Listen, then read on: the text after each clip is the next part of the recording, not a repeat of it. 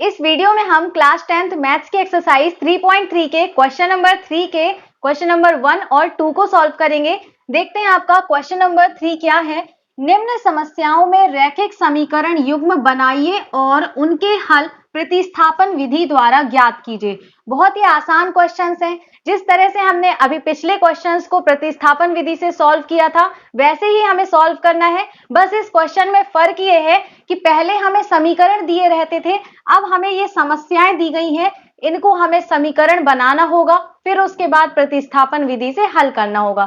तो चलिए क्वेश्चन को सॉल्व करते हैं। इसका पहला क्वेश्चन है, दो संख्याओं का अंतर 26 है और एक संख्या दूसरी संख्या की 3 गुनी है, उन्हें ज्ञात कीजिए। यहां पर हमें दो संख्याएं ज्ञात करनी है जिन दोनों संख्याओं का अंतर 26 है। तो हम मान लेते हैं, हमने माना कि जो पहली संख्या यानी एक संख्या है वो x है और दूसरी संख्या y है। ठीक है, अब प्रश्नानुसार यानी प्रश्न में हमें क्या कहा गया है, दोनों संख्याओं का अंतर 26 है। अंतर 26 है, इसका मतलब x में से जब हम y को घटाएंगे तो हमको 26 मिलेगा। ये हमारा एक समीकरण हो गया। दूसरा समीकरण है, एक संख्या दूसरी संख्या की 3 गुनी है। तो देखिए, एक संख्या x, ये दूसरी संख्या यानी y, इसकी दूसरी संख्या की का मतलब गुणा, और उसकी कितनी गुनी है, 3 गुनी है। तब ये दोनों पक्ष बराबर हो जाएंगे। तो यहां से हमारा समीकरण क्या बनेगा, x माइनस 3 का बराबर रखेंगे, 3 का गुणा y में करेंगे तो 3y। अब ये 3y बराबर किस तरफ आएगा तो माइनस का हो जाएगा। तो x माइनस 3y बराबर यहां 0 बचेगा। तो ये हमारा समीकरण 1 हो गया और ये समीकरण 2 हो गया। अब इनको सॉल्व करके हम x और y के मान निकालेंगे। तो हम यहां पर कोई एक समीकरण ले लेंगे।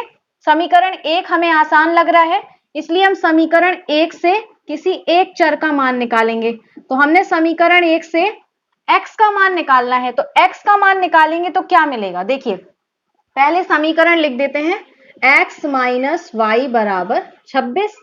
अब यहां से देखिए x चाहिए तो x को हमने यहां रख लिया और ये वाला जो y है वो चिन्ह के साथ बराबर के इस तरफ आ जाएगा। तो यहां पर 26 तो है पहले से, और ये माइनस का y जब बराबर के इस तरफ आएगा तो प्लस का हो जाएगा। ये हमने देखिए x का मान निकाला, इसको समीकरण 3 मान लिया। अब इस x के मान को समीकरण 2 में रखेंगे, 1 से निकाला तो 2 में रखेंगे। तो यहां पर लिख देंगे x का मान समीकरण 2 में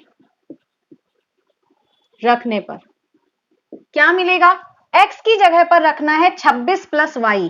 तो यहां पर देखिए 26 प्लस y माइनस का 3y बराबर 0। ये 26 अचर पद है, इसको बराबर की इस तरफ ले आएंगे तो यहां पर माइनस का 26 हो जाएगा। अब इतने को देखिए, ये प्लस का है और ये माइनस का, विपरीत चिन्हों की संख्याएं घटेंगी तो 3y में से 1y गया तो 2y, लेकिन चिन्ह आता है बड़ी संख्या का, तो ये आ गया माइनस का। ये देखिए, दोनों पक्षों में अगर माइनस होता है तो ये कैंसिल हो जाएगा। तो यहां से क्या बचा हमारे पास, 2y बराबर 26। अब y के साथ 2 गुणा कर रहा है, इस तरफ आकर के भाग करेगा, तो ये 2 एकम 2, 2 त्रिक 6। तो यहां से y बराबर हमारा आ गया 13। ठीक है, यहां पर हम लिख दे रहे हैं y बराबर 13। अब y का मान हम इन तीनों में से किसी भी समीकरण में रखेंगे और x का मान निकालेंगे। तो समीकरण 3 में रखने पर हमें आसानी से x का मान जल्दी मिल जाएगा, इसलिए हम समीकरण 3 में रखते हैं। समीकरण 3 में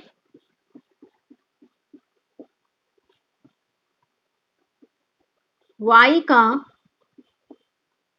मान रखने पर क्या मिलेगा, x बराबर है 26 प्लस y, तो प्लस y की जगह पर 13 रख देंगे और जब इसको जोड़ेंगे तो x बराबर आ जाएगा 39। तो हमने x का मान निकाल लिया और y का मान निकाल लिया।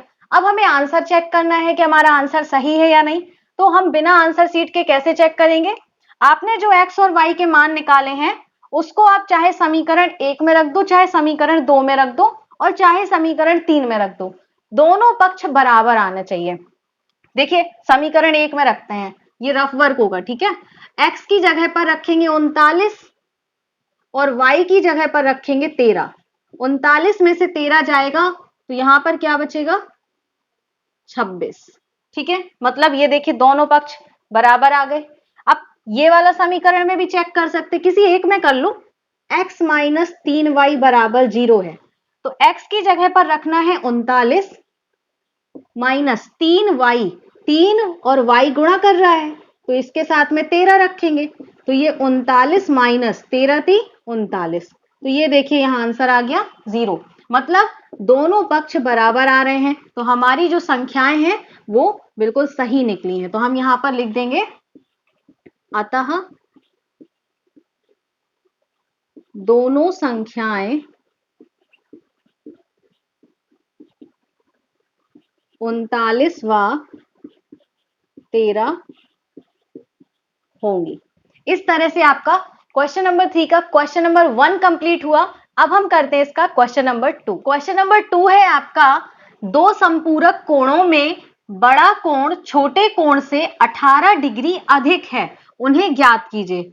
बहुत ही आसान क्वेश्चन है, लेकिन इसमें आपको पता होना चाहिए कि संपूरक कोण क्या होते हैं। आप छोटी क्लासेस में पढ़ के आ चुके हैं पूरक कोण और संपूरक कोण। अगर ये आपको पता है तो ये सवाल आपके लिए बहुत ही आसान होगा, और बहुत ही आसान होते हैं संपूरक और पूरक कोण। चलिए पहले उसको समझ लेते हैं।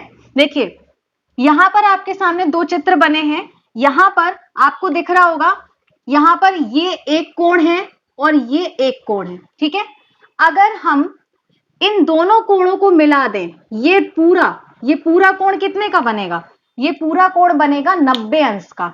तो अगर यहां पर देखिए एक ये वाला कोण बन रहा है और एक ये वाला बन रहा है, तो अगर दो कोणों को मिला दें, यानी दो कोणों का जो योग है वो 90 अंश आता है, तो इसका मतलब है कि ये दोनों कोण पूरक कोण होंगे, ठीक है। समझ में आ रही बात। अब इसी तरह से आप यहां पर देखो, एक ये वाला कोण बन रहा है छोटा और एक ये बन रहा है बड़ा, ठीक है। ये बनेगा बड़ा वाला, ठीक है, और ये वाला बन जाएगा छोटा। तो जब इन दोनों कोणों को हम मिला देते हैं तो यहां से आपको क्या दिख रहा है, ये पूरी एक रेखा बन रही है, यानी रैखिक युग्म वाली प्रॉपर्टी लगेगी। तो ये वाला कोण और ये वाला कोण, दोनों कोण मिलकर के बना लिए 180 अंश। तो अगर दो कोणों का योग 180 अंश होता है तो वो कहलाते हैं संपूरक कोण, ठीक है। हमें यही सवाल में दिया गया है। तो दो अगर कोण दिए गए हैं, दो कोणों का योग 180 अंश आता है तो वो संपूरक कोण कहलाते हैं। तो हमसे सवाल में कहा गया है कि संपूरक कोणों में बड़ा कोण छोटे कोण से 18 डिग्री अधिक है। तो यहां पर एक तो बड़ा बनेगा, एक छोटा बनेगा, ठीक है। तो हमने यहां पर मान लिया कि जो बड़ा कोण है वो x है और छोटा कोण y है, ठीक है। तो यहां पर हम लिख लेते हैं, हमने बड़े कोण को माना है x, तो इसको लिख लेते हैं x, छोटे कोण को माना है y। आप ऊपर नीचे भी मान सकते हो, उसमें कोई दिक्कत नहीं है, ठीक है, आंसर आपका सेम आएगा। तो अब प्रश्नानुसार क्या कहा है कि जो बड़ा कोण है वो छोटे कोण से 18 डिग्री अधिक है। चलिए पहले नंबर इसको समीकरण में बनाते हैं। तो बड़ा कोण यानी कि जो x है वो छोटे कोण से यानी y से 18 डिग्री अधिक है। अब समझिए, ये जो बड़ा कोण है x, ये 18 डिग्री पहले से अधिक है, तो अगर हम इसको प्लस करेंगे, बराबर करना है तो 18, इसमें हमें जोड़ देना होगा, तो ये दोनों पक्ष हमारे बराबर हो जाएंगे। बड़ा कोण छोटे कोण से 18 डिग्री अधिक है, तो ये वाला पहले से 18 है, अगर इसमें हम 18 जोड़ देंगे तो ये दोनों पक्ष बराबर हो जाएंगे। तो यहां से हम इसको जब इस तरफ ले आए तो x माइनस वाई बराबर 18, ये समीकरण 1 बनेगा।